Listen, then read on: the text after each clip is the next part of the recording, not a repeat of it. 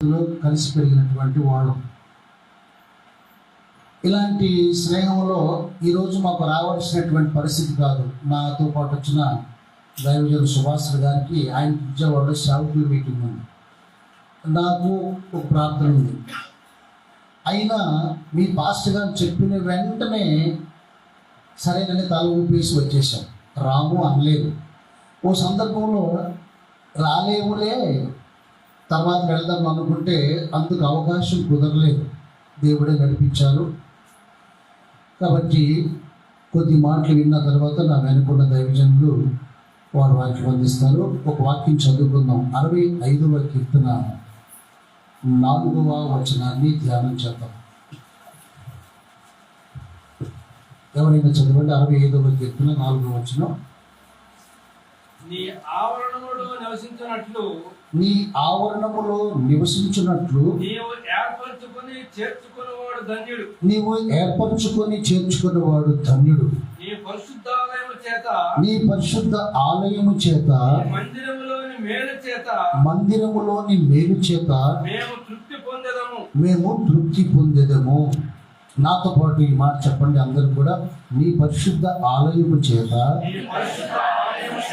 నీ మందిరములోని మేలు చేత మేము తృప్తి పొందేదము.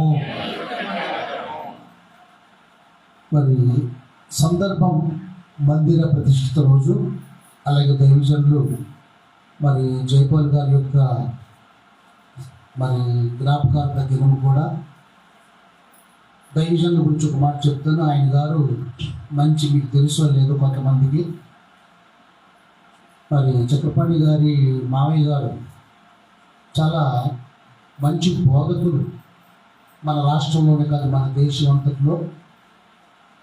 ఆయనకి వర్తమానం ఇవ్వటానికి ఒక సంవత్సరంన్నర ముందే వెళ్ళేవాడు వెయిట్లు తీసుకోవడానికి. అంత బిజీగా ఉన్నటువంటి దైవజనులు, చాలా భక్తిగా, యథార్థత, నీతిగా కలిగినటువంటి దైవజనులు. అలాంటి వారు లేకపోవటం రెండు కుటుంబాలకి, అలాగే ఈ రాష్ట్ర ప్రజలకు కూడా, సాల్వేషణమైనటువంటి సంస్థ కూడా చాలా లోటు కలిగింది. అలాంటి దైవజనులు ఈ రోజుల్లో లేరు. ఫస్ట్ పెళ్లి సంబంధానికి వచ్చినప్పుడు నన్నే అడిగారు, బాబు ఇక్కడ పలానా చక్రపాణి ఆయన ఉన్నారంటే, మంచి ఆయన, భక్తి గురించి విన్నాను, మరి ఆయన గురించి నీకు తెలుసా అన్నారు. ఆయన బాగా తెలుసండి అన్నా. నాకు ఆస్తి వద్దు, ఆస్తిపాస్తులు, పొలాలు, ఎకరాలు, భవనాలు కలిగిన వ్యక్తి నాకు వద్దు. హృదయం, బుద్ధి బాగుంటే చాలు. అది నువ్వు యథార్థంగా చెప్పగలవా ఆయన గురించి అన్నాడు. చెప్పగలనండి. ఆయన ఒక్కరోజుకి ఎవరికైనా సువార్త చెప్పకపోతే భోజనం చేయడు, అంత ఆత్మీయంగా నియమం కలిగిన వ్యక్తి అండి అని నేను ఆ రోజుల్లో చెప్పాను. ఆ ఒక్క మాట విని ఆయన వివాహం చేసుకోవటానికి, తన కుమార్తెను ఇవ్వడానికి ఇష్టపడ్డారు. అంత మంచి దైవజనులు. నాకు ఆస్తులు వద్దు, భవనాలు వద్దు, పొలాలు, ఎకరాలు వద్దు, మంచి మనిషి అయితే నాకు చాలు అన్నారు. దేవుని యొక్క మనస్సు అది. అలాంటి మనస్సు కలిగినటువంటి దైవజనులు లేకపోవడం చాలా విచారకరం. అలాంటి వ్యక్తులను దేవుడు లేపినట్లుగా ఈ తరంలో మనం అందరం ప్రార్థించాలి. దేవునికి మహిమ కలుగునుగాక. హల్లెలూయా. వాక్యంలోకి వద్దాం. మనం ధ్యానం చేసే ఒక అంశం ఈ రోజున ఈ కొద్ది నిమిషాలు, 7 నిమిషాలు చెప్తాను వినండి. మందిరములో ఇక్కడ మేలు చేత మేము తృప్తి పొందాము. మందిరంలోకి వచ్చే ప్రతి వ్యక్తికి దేవుడు తృప్తినిస్తాడు, మేలు కలిగిస్తాడు. ఒక అంశం ఏంటంటే, దేవుడు భూమి మీద ఎందుకు మందిరం స్థాపించాడు? మందిరము అంటే ఇంగ్లీష్ చర్చ్ అన్నారు. చర్చ్ అంటే అర్థం ఏంటి? ఒకసారి నేను దాని గురించి ధ్యానం చేస్తే, గ్రీకు, అలాగే లాటిన్, అలాగే కొరికియో అటువంటి లాంగ్వేజ్, తర్వాత ఇంగ్లీష్, ఇలాంటి భాషల్లో మందిరం ఏంటంటే ధ్యానం చేసినప్పుడు కొన్ని అర్థాలు కనబడ్డాయి. అదేంటంటే దేవుని యొక్క శరీరము మందిరము అంటే, మందిరము అంటే పిచ్చుక అని అర్థం అంట. మందిరము అంటే మార్పు చెందిన ప్రజలు కలుసుకున్నటువంటి స్థలాన్ని మందిరము అంట. కానీ ఇక్కడ కీర్తనకారుడు అన్నాడు, మందిరములో మేలు అనేది దేవుడు మనకు అనుగ్రహించాడు. అదే హల్లెలూయా. దేవుడు ఎందుకు మందిరాన్ని ఇచ్చాడు? ఈ మందిరమే లేకపోతే ప్రజల్లో శాపం అనేది ఉంటుంది, ప్రజల్లో దుఃఖాలు అనేది ఉంటాయి, ప్రజలకు రక్షణ అనేది ఉండదు. ఆయన అంటే శరీరమే మందిరమై ఉన్నది. మందిరములోనికి రండి, యేసుని రండి, మందిరములోనికి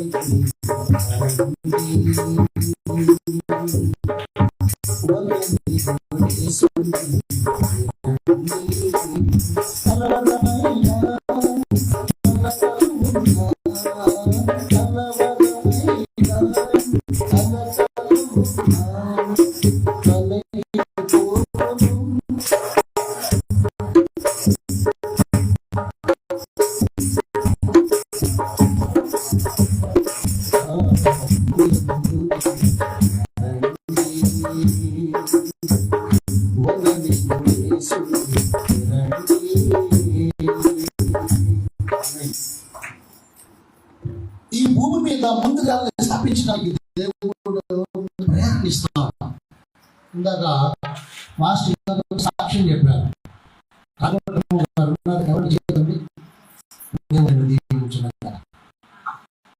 అమ్మగారిని ఇస్తానమ్మా అడిగితే ఏమో మాకు డబ్బులు అన్నట్టు కదా. మరి రోజు 2 రోజులు అలా వచ్చి అయ్యగారు అసలు మాది, మేము దేవుడికి ఇస్తాం. ప్రభు ఎన్నుకుంటాడు, ప్రభు ప్రేరణిస్తాడు, ప్రభు కార్యాలు చేయడానికి మనుషులను ఎన్నుకుంటాడు. యేసురత్న గారు గుంటూరులో ఉంటారు, మాస్టర్ గారు ఏమో చిత్తూరులో ఉంటారు. వీళ్ళందరూ కలిపి ఇక్కడ ప్రభు తన స్థలాన్ని స్థాపించడానికి ఇలాంటి ప్రజలు ఏర్పాటు ఉన్నది.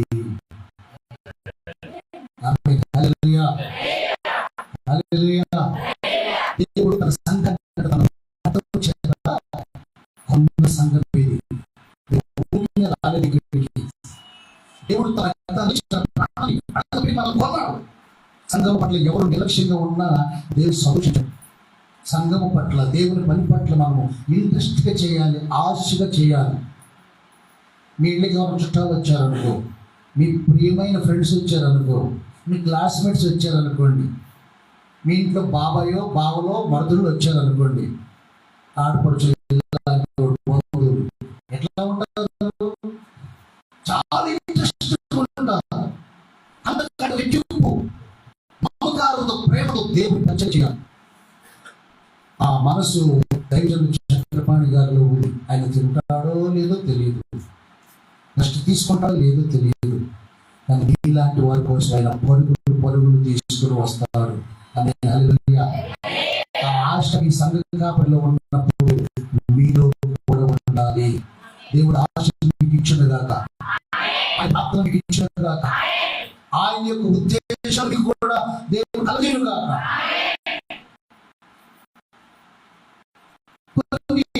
ఎందుకు దేవుడు ఈ సంఘాన్ని ఏర్పాటు చేస్తాడు? మనం ఎందుకు లోకంలో దేవుడు మనం ఎందుకు ఎన్నుకున్నాడు? కొన్ని వాక్యాలు చూపించి ముగిస్తాం. దేవుని వాక్యంలో నుంచి ఒక వాక్య భాగాన్ని చదువుకుందాం. చూడండి, యోహాను సువార్త 15వ అధ్యాయము 16వ వచనం చదువుకుందాం. యోహాను సువార్త 15వ అధ్యాయము 16వ వచనం. మీరు నన్ను ఏర్పరచుకొనలేదు, మీరు నా పేరిట తండ్రిని ఏమో అడుగుతారో అది ఆయన మీకు అనుగ్రహించినట్లు మీరు వెళ్ళి ఫలించుటకు చాలండి. దేవుడు మనల్ని ఎందుకు ఎన్నుకున్నాడంటే, మనం ఆయన ఆయనే మనల్ని ఎన్నుకున్నాడు. ఎందుకు అంటే, మనము మందిరంలోకి వచ్చినప్పుడు వారందరూ దేవుడు ఫలింపు చేయడానికి. ఆమేన్, హల్లెలూయా. మీ ఫలము నిలిచిండుటకును నేను మిమ్మల్ని ఏర్పరచుకొని ఇచ్చిందని దేవుడు మన ఏర్పరచుకున్నాడు చెప్పండి. మన ఫలితానికి అభివృద్ధి పొందడానికి బైబిల్లో కావిడ భర్త ప్రేమకి ఏ తక్కువ లేదు, ధనవంతురాలు, అన్నీ ఉన్నాయి కానీ ఒకటి కొరతగా ఉంది.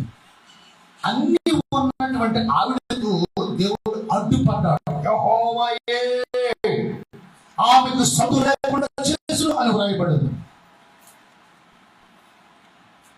అన్ని దారులు మూసుకుపోయిందనుకోండి, 4 ద్వారాలు ఉన్నాయి ఇంటికి, అన్నింటికి డోర్ వేసాం. ఏం చేస్తాం? 5వ ద్వారం ఎక్కడుందా వెతుకుతాం. ఆమె పరిస్థితి అయిపోయింది. ఇంట్లో పెళ్లిన్న దూషిస్తా ఉంది. అందరూ కూడా గొడ్రాలు అంటే ఉన్నారు. విసుగుదల వచ్చేసింది, కోపం వచ్చేసింది. అప్పుడు గుర్తుకొచ్చింది మందిరం ఎక్కడ అని. షిలోహులో ఉన్న మందిరానికి వెళ్ళటానికి మనసు వచ్చింది. ఆ మందిరమే లేకపోతే ఆ రోజున ఆమెకు ఆదరణ దొరికేది కాదు, ఊరట కలిగేది కాదు, ప్రార్థన చేసుకునే పరిస్థితి దొరికేది కాదు, ఒక ఐదుడు పరిచయం అయ్యేవాడు కాదు, మళ్ళీ ఆమెకు సంతానం కలిగేది కాదే కాదు. ఈ రోజున దేవుడు మందిరం అందుకే ఇచ్చాడు. ఆమె మందిరంలోకి వెళ్ళింది, ప్రార్థన చేసుకుంది. టెలివిజన్లో చెప్పండి, ఏమిటమ్మా శబ్దం రావట్లేదు, ఉదయాన్నే వచ్చి అటు ఇటు ఊగుతున్నావు, ఏమైనా తాగొచ్చావా అని అడిగాడు. ఆమె అందరి కాదు, నా ఏలిన వాడ, నా హృదయంలో బాధ అంతా చెప్పుకున్నాను. ఏంటి బాధ? నా పిల్లలు సంతానం లేదు, దేవుడు నీకు చేయన్నాడు. చక్కటి ఆ బిడ్డ పేరే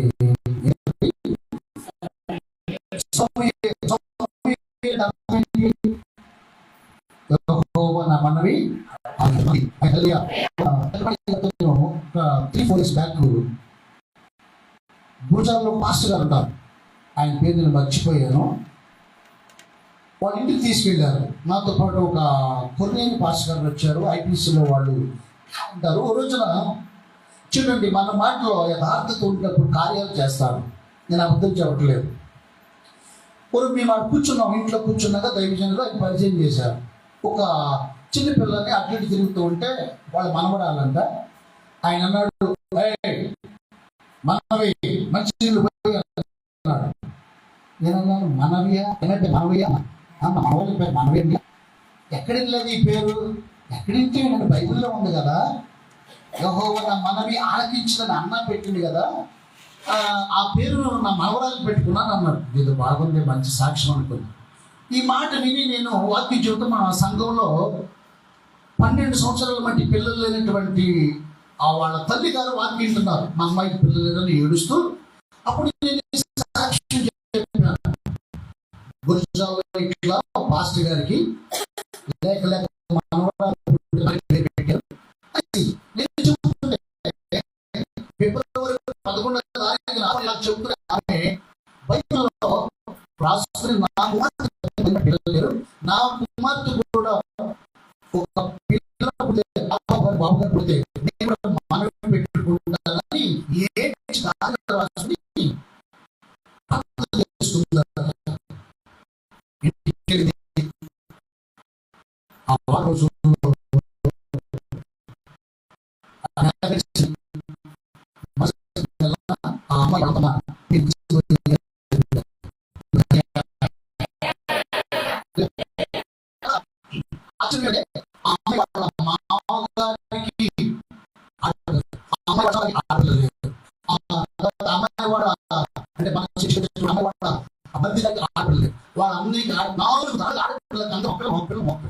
ఇప్పుడు ఈ అమ్మాయి తల్లి ఏం చేశారంటే, పుట్టితే కన్సీవైనటువంటి మా అమ్మాయికి అమ్మాయే పుట్టాలి, అబ్బాయి వద్దు.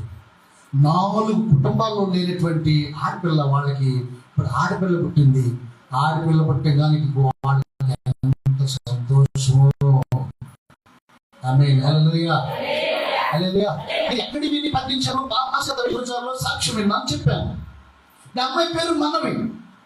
ఇప్పుడు వాళ్ళు ఎంత సంతోషంగా ఉన్నారంటే, డాక్టర్లు వాళ్ళ అంటే అమ్మాయి వాళ్ళ నాయనమ్మ కూడా మంచి హెడ్ నర్స్, లోపల కడుపులో బేబీ ఉండగానే అంతా చెకప్ చేసి స్కానింగ్ లేకుండానే అవయవాలను చూసుకుని కనిపెట్టేసి పొట్ట ఆడపిల్ల అంటే పక్కుంటా తిరుగుతారంటే డిఫరెంట్ ఉంటుందట. ఖచ్చితంగా నా కోడలికి మనమరాలే అందట. ఆమేన్, హల్లెలూయా. మొన్న పుట్టింది 1 year సెలబ్రేషన్ చేశారు. నేను వెళ్ళొచ్చాను. వాళ్ళందరూ ఏం పేరు పెట్టమంటాం అడిగితే వాళ్ళు ఏదో సుస్మిత అన్నారు, ఇంకొకళ్ళని ఏదో మీరా శాస్త్రి అన్నారు, ఏమో చెప్పారు. వీళ్ళ అమ్మమ్మ మాత్రం ఏముందంటే వద్దు, ఏం పేరు పెట్టాలి, మనవే. ఇంత అంటే అన్ని కుటుంబాలు సంతోషం గల కారణం మందిరములోకి వచ్చి ఆమె కన్నీరు కార్చిన ప్రార్థన. స్తోత్రం చెప్పండి, హల్లెలూయా. అందుకే ఈ మాదిరిపాడు గ్రామంలో దేవుడు మందిరాన్ని ఇచ్చాడు. సంతోషం పొందడానికి, తృప్తిని పొందడానికి, ఆదరణ పొందడానికి దైవజనులు పంపిస్తుంది. అందుకే మందిరాలు కట్టబడుతుంది. అందుకే ఇలాంటి మందిరాల్లో మాస్టర్ గారు చాలా ఇంత చెప్పారు భారంగా. నేను వచ్చినా కూడా మీరు వస్తున్నారు, అలా చేయొద్దు. ఆయన గారు రాకముందే మీరు వచ్చి ఉండాలి. ఇక్కడ ఎక్కడ 2, 3 నా నామమున చెప్పండి ఉంటారు, వారి మధ్యనే ఉంటారు. 2 ఉంటేనే ప్రభు వస్తారంట, 3 ఉంటేనే వస్తారంట. ఆ 3 దాటి 4 4వ వ్యక్తి వచ్చిన 5వ వ్యక్తి వచ్చినా ఏం చేసినట్టు, మీరు లేట్కి వచ్చినట్టే. ఒక కలెక్టర్ గారు వచ్చిన తర్వాత మనం వెళ్తే ఎలా ఉంటుంది ఆఫీస్కి, ఆయన వెళ్ళక ముందు మనం రెడీకి వెళ్ళాలి మన పనులు అవ్వాలంటే. కలెక్టర్ కంటే గొప్ప దేవుడు మనకు ఉన్నాడు. ఆయన దేవునికి మహిమ కలుగునుగా, హల్లెలూయా. కాబట్టి దేవుడు మనల్ని ఎందుకు ఎన్నుకున్నాడంటే ఆయన మనం నియమించుకుంది ఎందుకంటే ఫలింపు చేయడానికి. మరొక వాక్య భాగాన్ని గుర్తు చేసుకుందాం. చూడండి, బైబిల్లో పేతురు రాసిన మొదటి పత్రిక 1వ అధ్యాయము 2వ వచనం చదువుకుందాం. పేతురు రాసిన మొదటి పత్రిక 1వ అధ్యాయం 2వ వచనం.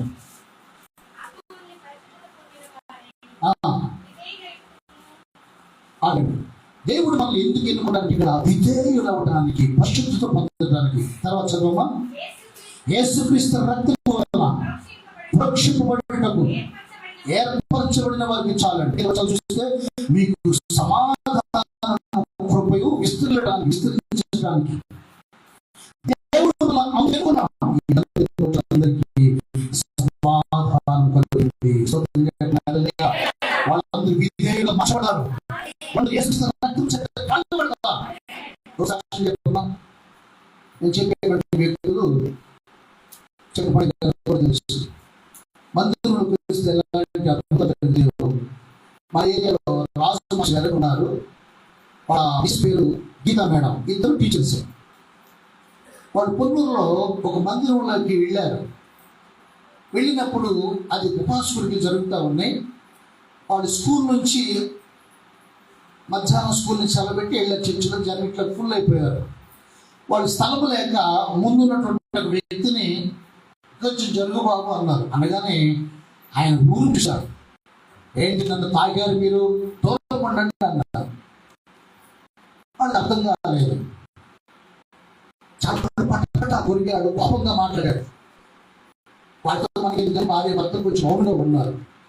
తర్వాత పక్కన జరిగింది. ఆ 2 మాస్టర్లు భార్య భర్తలు 2 బాప్తీసం పొందారు. మళ్ళీ సాయంత్రం 7 గంటలకు మందిరంలోకి వచ్చారు ప్రార్థనకి. ఉదయం ఎక్కడ కూర్చున్నారో సాయంత్రం ప్రార్థన కూడా ఏ స్థలంలో కూర్చొని మన ఇరుకుగా అందుకంటే ముందు చదువు బాబు అన్నారు.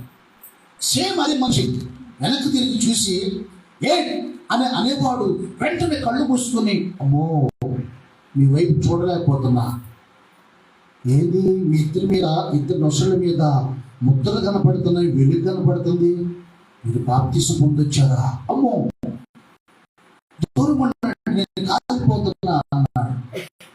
మధ్యాహ్నానికి సాయంత్రం ఏమిటి తేడా? బాప్తీసం పొందారు, దేవునికి విధేయులయ్యారు. ఎప్పుడైతే మా పాపాలు ఒప్పుకొని నీటి బాప్తీసం పొందారో యేసుక్రీస్తు రక్తము వారు పరిశుద్ధపరిచింది. వాళ్ళిద్దరు పరిశుద్ధులకు కనపడ్డారు. అందులో ఉన్న వాడి మనిషిలో ఉన్న దైవం, వారిలో 27 శక్తులు ఉన్నాయి. తీసుకొచ్చారు. వాడు అంటున్నాడు, మీ బాప్తీసం పొందక ముందు నాకు చిన్నగా కనపడ్డారు. మధ్యాహ్నం మీరు బాప్తీసం పొంది నా పక్కన కూర్చుంటే మిమ్మల్ని చూడలేకపోతే నాకంటే ఎక్కువ కనపడుతున్నారు. బలవంతులుగా మిమ్మల్ని ఏం చేయలేను, మిమ్మల్ని చూడలేను, తాకలేను, తట్టలేను అని ఏడుస్తూ కింద పడిపోయి దొల్లాడి యేసు నామమున వాడు ఓడిపోయి కేకలు పెట్టాడు. ఆయన చెప్పండి, హల్లెలూయా. మందిరానికి వచ్చేవారు మందిరానికి వచ్చేవారు కీడు వెంటాడదు. మందిరానికి వచ్చేవారు శాపాలు పడవు, దీవించబడతారు, ఆశీర్వదించబడతారు. ఆమేన్. హల్లెలూయా. దేవుని బిడ్డలారా, చెప్పాల్సిన సబ్జెక్ట్ చాలా ఉంది కానీ నా టైం అయిపోయింది. నా మనకు దైవజనులు ఉన్నారు. దేవుడు ఈ మాటలు దీవించును గాక. ఆమేన్. ప్రైజ్. దేవునికి స్తోత్రం.